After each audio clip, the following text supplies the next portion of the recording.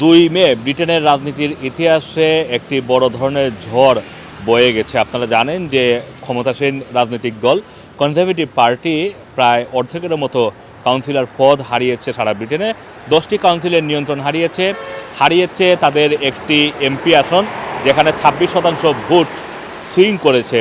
এছাড়া conservative party লন্ডনেও, যেখানে mayor Sadiq খানের সাথে সুজান হল হেরেছেন, সেখানেও প্রায় 3% ভোট সুইং করেছে লেবার পার্টির দিকে। এই সব কিছুই আসলে কনজারভেটিভ পার্টির জন্য অশনি সংকেত। ব্রিটিশ প্রধানমন্ত্রী ঋষি সুনাক, যিনি এই মুহূর্তে কনজারভেটিভ পার্টির প্রধান হিসেবে দায়িত্বে রয়েছেন, তিনি বলছেন যে আগামীতে হয়তো কনজারভেটিভ পার্টি একক সংখ্যাগরিষ্ঠ হিসাবে ক্ষমতায় আসার সম্ভাবনা নেই, তবে হ্যাং পার্লামেন্ট হবে, এটা তিনি বলছেন। হ্যাং পার্লামেন্ট আপনারা 2010 সালে আমরা দেখেছি যে যখন এই ডেভিড ক্যামেরন প্রধানমন্ত্রী হিসাবে দায়িত্ব গ্রহণ করেন, তখন কিন্তু লিভ ডেমের সাথে তারা যৌথভাবে সরকার গঠন করেছিল।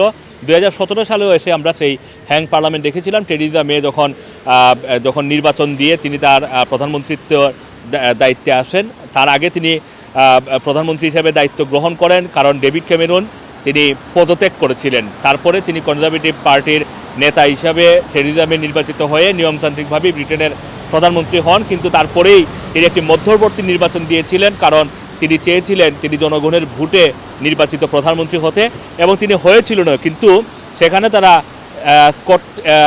আয়ারল্যান্ডের ডেমোক্রেটিক ইউনিয়নিস্ট পার্টি তাদের সাথে যুক্ত হয়ে একটি হ্যাং পার্লামেন্ট গঠন করতে বাধ্য হয়েছিলেন। তারপরে যখন আবার বরিস জনসন নাটকীয়ভাবে এই কনজারভেটিভ পার্টির নেতা হিসাবে আবির্ভূত হন এবং কনজারভেটিভ পার্টির নেতা হিসাবে তিনি আবার প্রধানমন্ত্রী হিসাবে দায়িত্ব গ্রহণ করেন, এবং তিনি যখন 2019 সালে একটি নির্বাচন দেন, সেই নির্বাচনে এসে একক সংখ্যাগরিষ্ঠতা অর্জন করে কনজারভেটিভ পার্টি ব্রিটেনের ক্ষমতায় আসে। তারপরেই কিন্তু ব্রেক্সিট এবং যে কোভিডের কারণে নানান কেলেঙ্কারি করে বরিস জনসন দায়িত্ব থেকে সরে যান, এবং তিনি দায়িত্ব থেকে শুধু যে নিজে সরেন সেটা নয়, তিনি একেবারে কনজারভেটিভ পার্টিরও অবস্থা একেবারে খারাপ করে চলে যান। তার অনেকগুলো মন্ত্রী আমরা দেখেছি বা তারা দায়িত্ব থেকে তারা সরে যান, এবং পরবর্তীতে যেটা দেখেছি যে লিজ ট্রাস এসেছিলেন প্রধানমন্ত্রী হিসেবে, তিনি দায়িত্ব গ্রহণ করেন, 45 দিনের মাথায় তিনিও সরে যেতে বাধ্য হন। তারপরেই ঋষি সুনাক এসেছেন দলের প্রধানমন্ত্রী হিসাবে। ঋষি সুনাক এসে যেই চ্যালেঞ্জগুলো মোকাবেলা করার চেষ্টা করছেন, সেগুলো তিনি মোটামুটি মোকাবেলা করতে পারছেন না দেখেই কনজারভেটিভ পার্টি বর্তমানে বেশ খারাপ অবস্থার মধ্যে রয়েছে। তারপরও তিনি মনে করছেন যে স্থানীয় নির্বাচনে, লোকাল নির্বাচনের এই ফলাফল জাতীয় নির্বাচনে, প্রধানমন্ত্রী ঋষি সুনাক তিনি মনে করছেন যে স্থানীয় নির্বাচনে যেই ভয়াবহ বিপর্যয় ঘটেছে তাদের, সেটা হয়তো জাতীয় নির্বাচনে তেমন প্রভাব পড়বে না। জাতীয় নির্বাচন হয়তো অনুষ্ঠিত হলে সেখানে হ্যাং পার্লামেন্টের দিকেই যাবে সরকার, এবং তিনি বিশ্বাস করছেন যে হ্যাং পার্লামেন্টে তারাই সরকার গঠন করবে।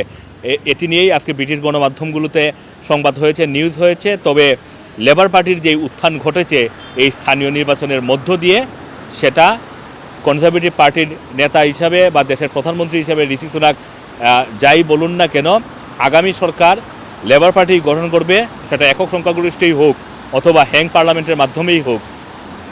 সরকার গঠনের যেই ব্যাটন, সেটা আসলে কিয়ার স্টারমারের হাতেই থাকবে। Assam Rana TV, London.